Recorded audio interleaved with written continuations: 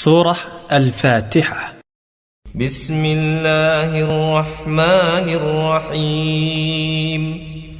ด้วยพระนามของอัลลอฮ์ผู้ทรงกรุณาปราณีผู้ทรงเมตตาเสมอ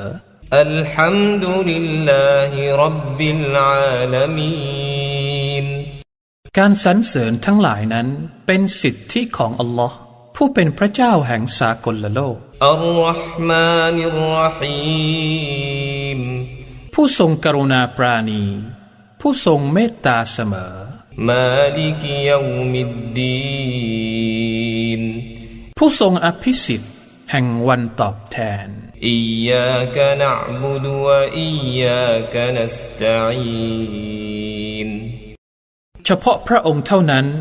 ที่พวกข้าพระองค์เคารพอิบาดะห์และเฉพาะพระองค์เท่านั้นที่พวกข้าพระองค์ขอความช่วยเหลืออิฮดินัสศิราตัลมุสตะกีมขอพระองค์ทรงแนะนำพวกข้าพระองค์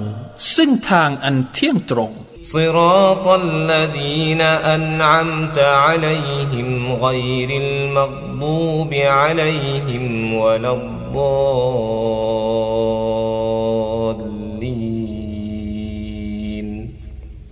คือทางของบรรดาผู้ที่พระองค์ได้ทรงโปรดปรานแก่พวกเขา